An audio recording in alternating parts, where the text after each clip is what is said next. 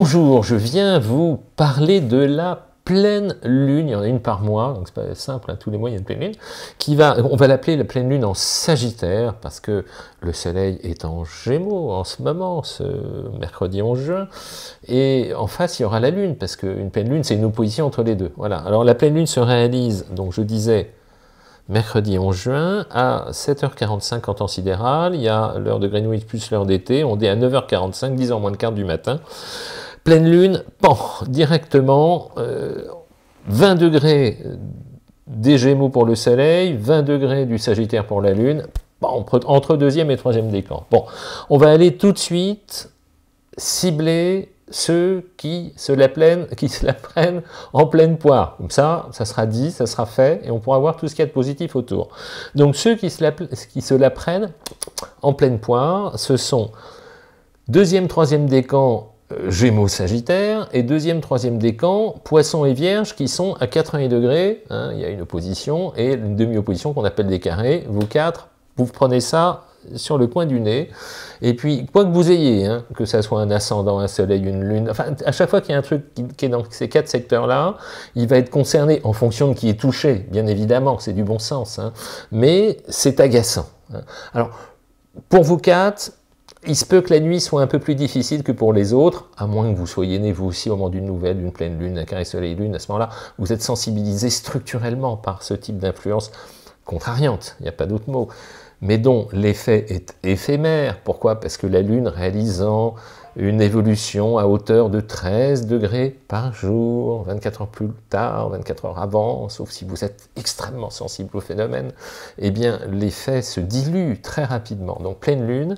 En revanche, mercredi, je vous dis 11 juin, donc la nuit de mardi 10 au mercredi 11 risque d'être plus compliquée pour certains. Si elle est plus courte, c'est la vie, c'est comme ça, comme tous les mois. Hein, c'est un cycle mensuel, voilà. Hein, parfois ça fatigue, ça agace. Voilà, certaines connaissent un peu le sujet. C'est l'idée. Voilà ce que je voulais vous raconter au niveau de l'impact un peu tendu. En revanche, plusieurs choses pour voir le bon côté. Le premier point, c'est que cette pleine lune ne forme pas d'autres aspects remarquables dans le ciel, ce qui fait qu'elle est assez, entre guillemets, pure, hein, il n'y a rien. Elle ne réveille pas de planètes lentes. Vous voyez, quand il y a des pleines lunes avec Saturne, ben, c'est un peu déprimant. Avec Uranus, on a envie de tout envoyer par la fenêtre. Quand c'est Neptune, ben, on part en hypersensibilité, on fait un roman, un film de beaucoup de choses. Et quand c'est Pluton, les angoisses du chat contre le mur. Donc là, c'est pas du tout le cas de tout ça. Il y a vaguement une très légère opposition avec Jupiter qui fait que les ressentis sont peut-être un peu plus importants. Voilà, je prends les choses peu plus à cœur pour vous quatre dont je parlais. En revanche, ça reste des aspects qui sont stimulants pour le coup, donc plutôt positifs. Hein. Pleine lune a aussi des influences positives. Ça permet de débugger, de débloquer, de lever le couvercle, de faire sortir le diable de sa boîte parfois, je ne sais pas. Mais en tout cas, ça permet de soulager. Hein, dans des angles heureux, il y a une tension ambiante, et puis hop, hop, hop, on trouve nous des solutions. Si vous avez des planètes qui sont, pour faire simple, en Bélier, en Lion, en Balance ou en Verseau, ben vous quatre, la pleine lune, normalement, elle vous veut du bien. Hein, parce que l'angle dans lequel se forme cette pleine lune forme avec vous des angles 60-120 degrés qui sont des trucs plutôt sympathiques. Hein, voilà, c'est ce qu'il faut garder. Et les quatre dont je n'ai pas parlé, ben vous n'êtes pas impliqués par cette pleine lune du tout. Sauf si, encore une fois, dans votre carte du ciel natal, vous êtes né avec une pleine lune, une nouvelle lune, un carré soleil-lune, etc. Mais ça, on est dans d'autres cas de figure, qui n'interviennent pas directement sur cette pleine lune du 11 juin. Alors il y a plein d'autres choses aussi pour ceux dont je n'ai pas parlé. Vous voyez par exemple, il y a des planètes pour mes signes d'eau, hein. Il y a Jupiter, allez, j'en parlais avec un peu d'avance, Jupiter est déjà arrivé, hein, est déjà en cancer, Jupiter, oh là là, ça va être une belle position. Moi, je l'adore, Jupiter en Cancer. Pourquoi? Parce que Jupiter, planète de la chance et du positif, a des affinités toutes particulières avec trois secteurs du ciel. Alors, on connaît proverbialement la chance des Sagittaires, l'optimisme des Sagittaires, parce que Jupiter, à la base, est très, très, très puissant, déploie le maximum de son énergie dans ce signe de feu, qui prend de l'expansion, chaleur, jovialité, etc. Mais Jupiter est également beau en Poisson, la générosité, l'altruisme, l'empathie, et puis les liens affectifs qu'on crée avec les autres, c'est tout à fait délicieux. Et Autre position où Jupiter est beau, c'est en Cancer. Et Jupiter en Cancer, c'est magnifique aussi, au même titre que Jupiter en Sagittaire. Mais il est plus discret, hein, c'est un signe d'eau. Hein. Comment dire, on cultive les liens avec ceux, je ne vais pas dire ceux qui nous sont utiles, mais avec ceux avec qui on aura des relations de protection réciproque, de bienveillance, de liens humains. C'est vraiment une position très très chanceuse, Jupiter en Cancer. En général, c'est rarement des profils qui finissent sous les ponts. Ceux qui ont dans leur carte du ciel Jupiter en Cancer, ils ont structurellement le réflexe d'essayer de trouver des consolidations qui permettent de thésauriser ou de construire un patrimoine ou viser sur le long terme. Ils sont assez chanceux, allez, beaucoup plus matériellement, je dirais, que les Jupiter Sagittaires. Une très très belle position. Donc, très heureux pour ceux qui vont bénéficier de cette belle influence de Jupiter pendant un an, mais je vous en ferai tout un roman dans l'horoscope hebdo dont je vais parler. Toujours Mercure en Cancer, là c'est la mémoire, c'est Marcel Proust, Mercure en Cancer. Vénus en Taureau, magnifique, somptueuse pour mes signes de terre, le charme. Chance et communication pour mes signes d'eau avec Mercure Jupiter. Charme pour mes signes de terre, mais aussi mes signes d'eau, hein, avec Vénus en Taureau. Très bon charme pour mes taureaux, pour mes vierges, pour mes capricornes. En ce moment c'est pas mal. Pêche, énergie, du feu de Dieu pour mes signes de feu, avec Mars à 27 degrés du Lion. Hein.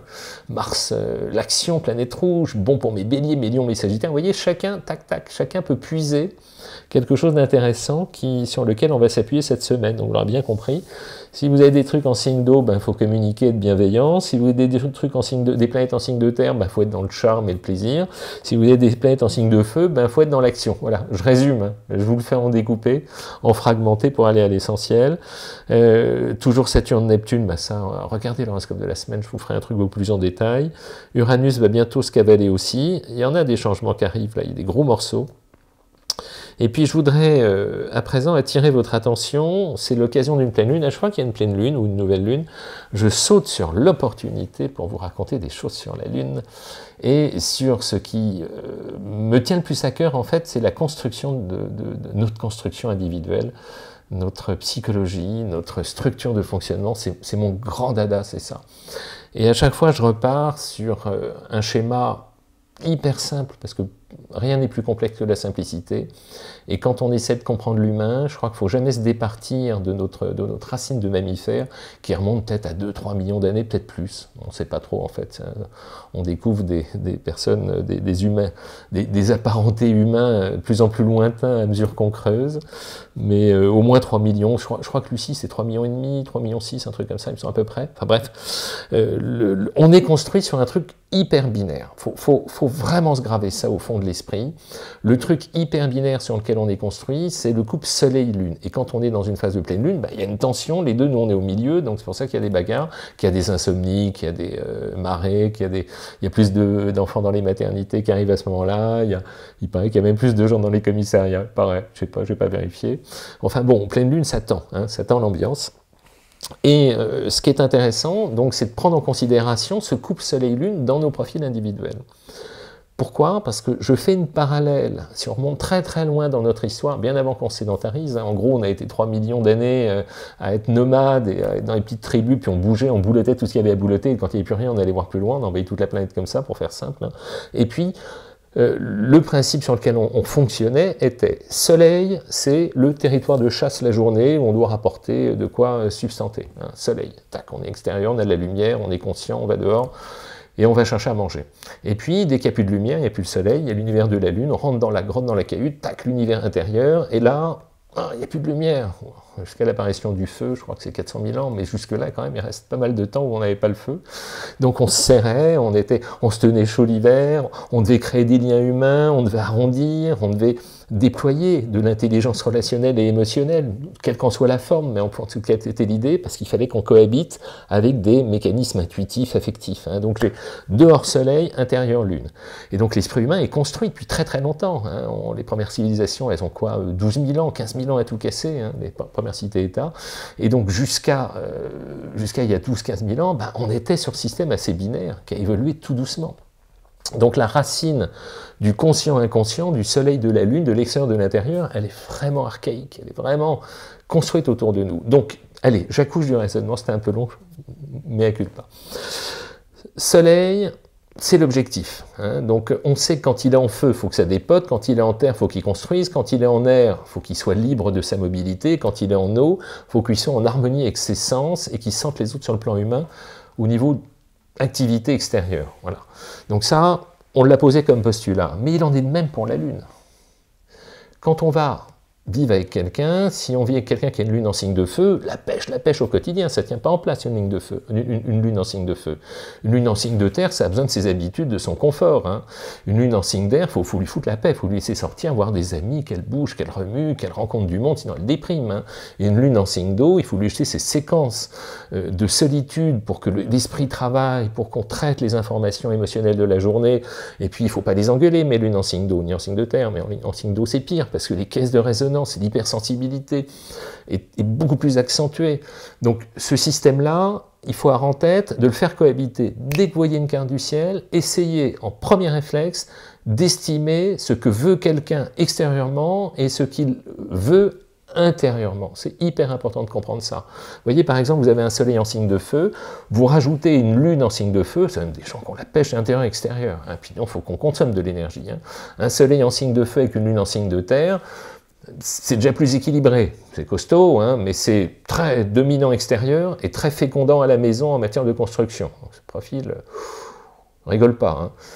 Soleil en signe de feu, lune en signe d'air, c'est très flamboyant à l'extérieur, mais c'est très agréable à la maison, très agréable. Ça bouge beaucoup, mais c'est très sympa à vivre. Hein. Soleil en signe de feu, lune en signe d'eau, là c'est la dichotomie entre quelqu'un de très chaleureux et en même temps hypersensible. Donc s'il est trop offensif à l'extérieur, il va le ressentir s'il y a un retour et ça risque de le déstabiliser un peu. Hein. Là je suis dans l'extrême des deux données. Je vous tends une perche, une piste, hein, c'est pas gravé dans le marbre, mais il y a une tendance.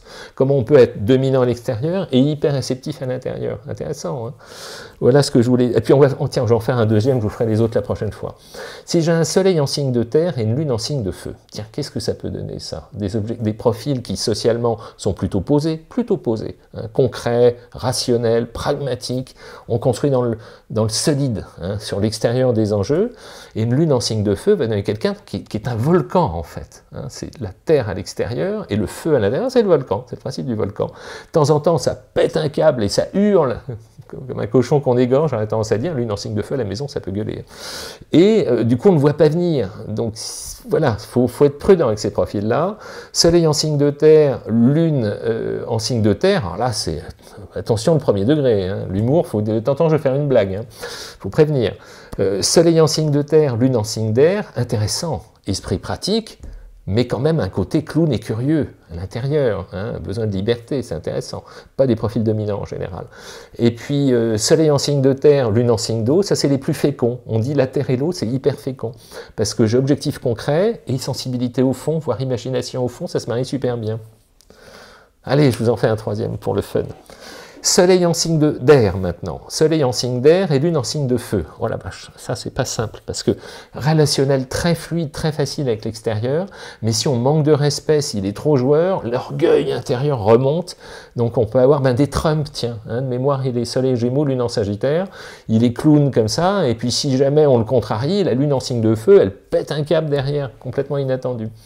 Voilà, intéressant, je trouve. Hein. Soleil en signe d'air, lune en signe de terre, donc très mobile à l'extérieur, mais en fait vachement pragmatique à l'intérieur. Soleil en signe d'air, lune en signe d'air, très agréable sur le plan humain. Pas tellement concret, ça, le moins qu'on puisse dire, hein, les sous, ils sont où, mais très attachant sur le plan humain. Très ami en fait, plein de réseaux, très ouverts, très agréable à gérer sur le plan humain. Et enfin, soleil en signe d'air et lune en signe d'eau, ça donne des profils qui sont à la fois dans la liberté et la conceptualisation, mais en même temps l'hypersensibilité. On va y trouver des colorations en général assez humanistes, potentiellement j'entends, hein, tout est possible. Mais c'est intéressant sur le plan de l'humanisme avec ces positions-là. Puis tant que j'y suis, je vais terminer avec le quatrième. Allez, soleil en signe d'eau, lune en signe de feu. J'avais eu un cas là, soleil en signe d'eau, lune en signe de feu, donc sensible et réceptif à l'extérieur, un volcan à l'intérieur quand ça pète. Ça part dans tous les sens. Paf. J'avais étudié un cas comme ça avec un copain psychiatre. Le cas, c'était un profil d'hystérie. Enfin, pas tous comme ça, hein, bien heureusement, mais il y a une petite coloration de volcan intérieur sur cette hypersensibilité extérieure. Soleil en signe d'eau, lune en signe de terre, très bon mélange. Très belle adéquation entre les deux. Imagination ressentie, esprit, bon sens pratique, réalisme fondamental, archaïque et foncier, qui fait que ça donne une bonne harmonie. Très belle harmonie aussi pour construire. Soleil en signe d'eau, lune en signe d'air. Ah, encore une fois, on est dans l'humain. Hein, très attachant relationnellement sur le plan de job extérieur, beaucoup de liens humains qui se créent, et puis au fond une sorte d'humanité, de respect de l'autre, pas envahir l'espace, bonne conceptualisation des choses. Et enfin, soleil en signe d'eau et lune en signe d'eau, là chez les grands romantiques, les rêveurs, les imaginatifs, les utopistes, les idéalistes, mais exceptionnellement attachant. Exceptionnellement attachant. Là, le cœur en général, il est comme ça. Voilà, c'est le petit tour que je voulais vous raconter, de ce que je voulais vous dire aujourd'hui. Je voulais faire chose un peu différent, tout simplement. Hein. 3 petites citations pour terminer. Allez, une de Valérie qui nous cite Mère Teresa. Hein. On était dans les lunes en signe d'eau. Alors, ce qui compte, ce n'est pas ce que l'on donne, mais l'amour avec lequel on le donne. C'est très très joli. Ce qui compte, c'est pas ce qu'on donne, mais l'amour avec lequel on le donne. Mère Teresa, par Valérie. Une deuxième d'Odette qui nous cite Sartre. Odette nous dit « Ce n'est pas ce qui nous arrive, mais ce que nous faisons de ce qui nous arrive qui détermine notre destinée. » C'est pas ce qui nous arrive, mais ce que nous faisons de ce qui nous arrive qui détermine notre destinée, écrivait Jean-Paul Sartre. Et enfin une dernière, ma cocotte du Berry, elle nous cite Lao Tse. Voilà, alors voilà ce qui... Comment penser Lao Tse? Un mot prononcé avec bienveillance engendre la confiance. Une pensée exprimée avec bienveillance engendre la profondeur. Un bienfait accordé avec bienveillance engendre l'amour. Belle, hein? Merci beaucoup, cocotte. Allez, je vous laisse ce que je voulais vous raconter. Merci pour vos adorables citations, vos gentils commentaires, vos doux messages, plein de gentillesse. Et puis à la prochaine, quoi, hein, à la semaine prochaine. Merci.